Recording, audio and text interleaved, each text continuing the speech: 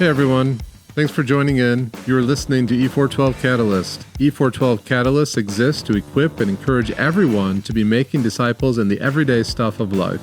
My name is Andrew Manwaran. I've been a pastor for over 20 years, and nothing thrills me more than to unleash God's people for God's purpose of making disciples. Let's dive in. Hey friends, just before you take in this next podcast episode, I'm just so glad that you do. I wanted to reach out to you personally and ask if you've been impacted, encouraged, strengthened by what you're hearing on the E412 Catalyst. I just want to personally invite you to take the next step. There's so much more training, more in-depth training that is available to you. This fall, we're launching a new round of E412 training. This is church-based training. It's for the church, by the church, in the church. It's a gospel-centered pathway to equip you to be an everyday disciple or a future pastor, or even as a current pastor, to equip biblical counselors and church leaders.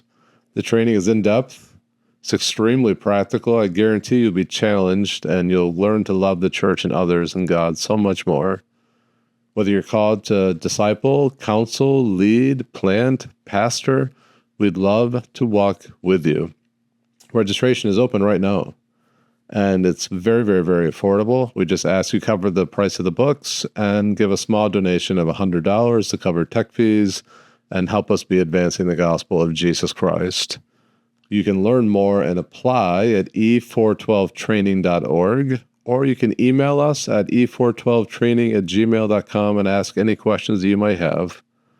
Let's get equipped to make disciples in the everyday stuff of life.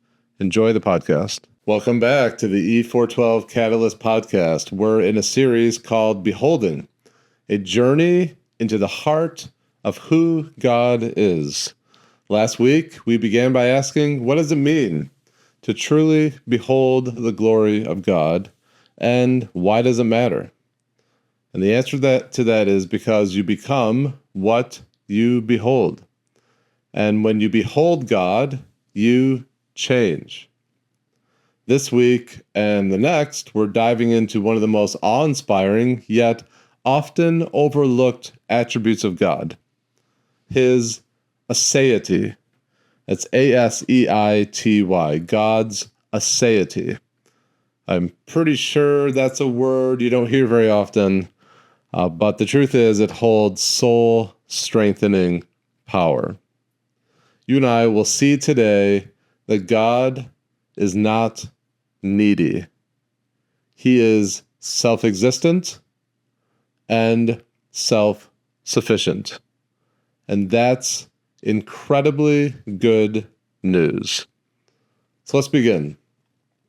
And I hope this doesn't give you any trauma or hardship in hearing this illustration, but I want to take you back to the early days of the pandemic. I remember very clearly one day my wife and I went to the store to do what a lot of you did, to grab some groceries. And I'm sure this experience was true for you guys as much as it is true for me. The shelves were bare. Meat was gone. Rice, pasta, bread, man, is wiped out. But you know what wasn't missing? Candy. You could have all the candy you wanted. Kit Kats, gummy worms, Twizzlers, is all there. Why? Why is the candy there, but the bread and the milk and the meats were gone? Well, I think the answer is because when we're desperate, we don't grab for sweets. We reach out for sustenance, something that will strengthen us and help us endure. And the same is true in the Christian life. In a world starving for meaning and hope and endurance, sugary, watered-down views of God just won't do. We need sustenance. We need the meat and potatoes of doctrines of who God truly is. In fact, I think that most of our spiritual problems, myself included, come from a view of God that is too small. We worship a God who's just a little bit bigger and better version of us. A God who can't sustain our faith. Thus, we are spiritually anemic. And so suffering inevitably hits. You receive a frightening diagnosis, the sudden and sad loss of a loved one, a crisis in marriage, or maybe our country's in a mess politically, spiritually, economically. In situations like that, sweets don't satisfy. Sweets don't cut it. What I need is something of sustenance. What you and I need is meat and potatoes doctrine, meat and potatoes Christianity. We need reminders on the greatness of God. We've lost sight of that, the greatness of God that will strengthen you and I. We need a knowledge of His glory, a sense of His bigness that will sustain us. We need to behold the glory of God, the everlasting God, who holds all the waters of the ocean in the hollow of His hand, who's created the stars and named them all one by one. We need to behold the God of glory, who is infinite. This God of glory who is bigger and mightier than all of your problems combined, all the problems of the world combined. You and I need to behold the God of glory who absolutely defies our abilities to categorize. That's what we're doing in this series, beholding God in His weightiness. And the last couple of weeks we saw that God is infinite. And this week, we're going to start beholding His aseity. What is that? What is aseity? It's a fun word to say. It's a great word to think about, life-changing to put into practice. Aseity comes from two Latin words, a or a meaning from, and se, se, se meaning self. Put those together and we understand that God exists from Himself. In other words, God is not caused. God is the uncaused cause. God is the uncreated creator, the unmade maker. Sometimes this doctrine is referred to as God's independence, self-existence, self-sufficiency. So God is self-existent. That's what we're saying. But you're not, and I'm not. I'm not from myself. I didn't will myself into existence, right? I'm from my mom and dad. And more than that, I'm from all the people that have shaped me and the influences upon me, my experiences, my education, my family. I am not from myself. Neither are you, right? But God is. God is from Himself. Acts 17, that's where we're going to kind of anchor in this episode. Paul's in Athens. Athens is home to the great philosophers, and Paul is heartbroken. He's crushed by the idolatry that is rampant. It's everywhere. So he proclaims in verse 25 about the true God. He says, He is not served by human hands as though He needed anything. Did you catch that? He's not served by human hands as though He needed anything. God is needful of nothing because He's from Himself. He does not need anything, nor does He need anyone. He is from Himself. He has always existed. Genesis 1:1 begins, in the beginning God, not in the beginning God was created. Or how about in Exodus 3:14, where God reveals Himself to Moses in a flaming bush? He says, I am who I am. He does not say, I was or I will be. God is simply is, the I am. God simply is. He doesn't grow. He doesn't change. He does not become. He is. He is the uncreated creator of all things, the uncaused cause of all things, the unmade maker of all things, the unsustained sustainer. No one upholds Him. No one is propping Him up.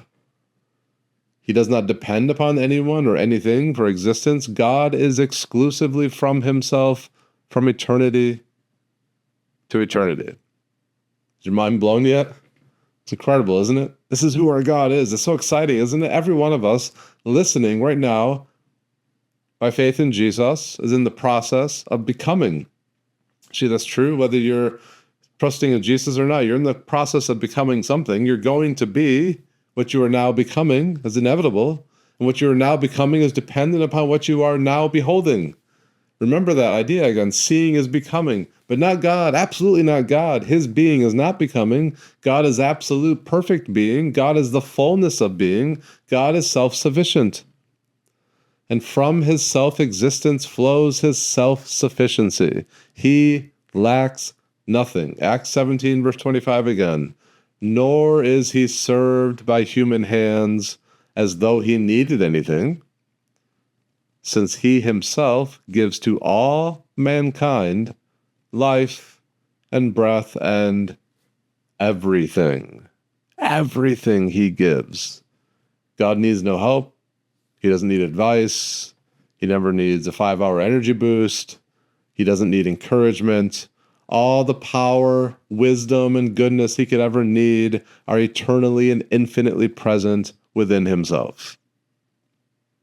Psalm 50, verses 10 through 12 says it beautifully. It says, every beast of the forest is mine, the cattle on 1,000 hills. God says this, catch this, if I were hungry, I would not tell you, for the world and its fullness are mine. He's also self-sufficient in his will. Daniel chapter 4, verse 35 says, all the inhabitants of the earth are accounted as nothing, and he does according to his will among the host of heaven and among the inhabitants of the earth.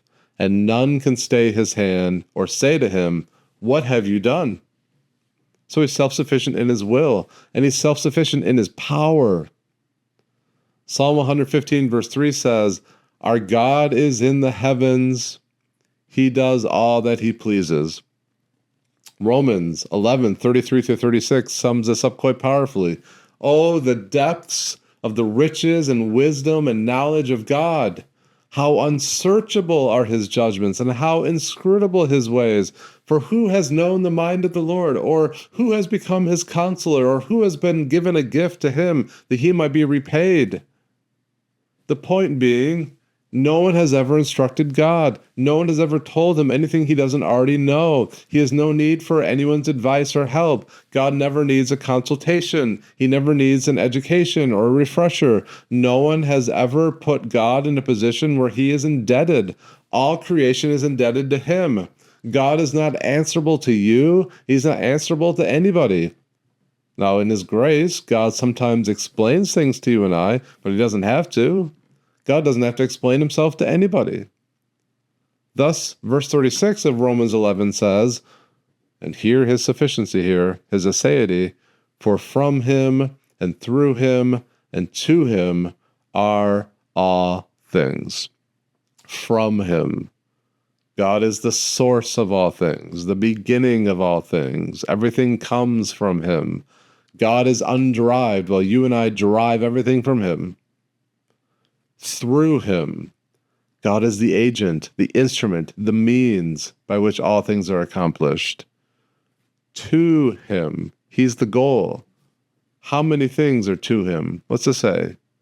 All things. God is his own highest purpose. This is incredibly humbling, but you and I need to hear this and understand this. So brace yourself. I hope this rocks you. I hope this humbles you. God doesn't need you. He certainly doesn't need me. He doesn't need you or I to accomplish his work. He doesn't need you or I to do anything. That truth should humble you. It crushes pride. It comforts the weary. It corrects false views of God. This is what makes the good news, the gospel, so stunning. A God who needs nothing, yet gives everything. So how should you and I respond to this? Come to God to get, not to give. Did you hear that? Come to God to get, not to give. You don't serve him because he's desperate. You serve him because he's sufficient. Rest in the truth that God is without limit. You're not holding him up. He's holding you up. Rejoice that God, who needs nothing, has invited you into his mission. That's grace. That's what it means to be a disciple maker, to be so thrilled by that truth that God, who needs nothing in his grace, has made you a part of his mission. So you get up on your feet for his mission and you make disciples and make disciples, because God is everything. He's our all. And next week we'll dig into this some more. We'll explore how the aseity of God should fuel your daily living, your daily prayers, your daily mission. So I hope this episode has built you up and encouraged you. I hope as you're beholding more of God, you're becoming more like God, and you're just in awe of him and thrilled with him. So I ask that you would subscribe to this podcast, you would share it with your friends, share it with someone who would encourage you. And next week, jump back in and we'll catch the part 2 of this, of God's aseity, and we'll begin to dig in deeper in what that means. But until then, keep beholding and keep becoming like Jesus Christ. Thank you so much for joining me today on E412 Catalyst. If you found this information helpful and would like more encouragement to be living on mission for our great God, follow us on our social media channels and be sure to subscribe to our YouTube channel at E412 Training. You can also explore our many resources at e412training.org. See you next time.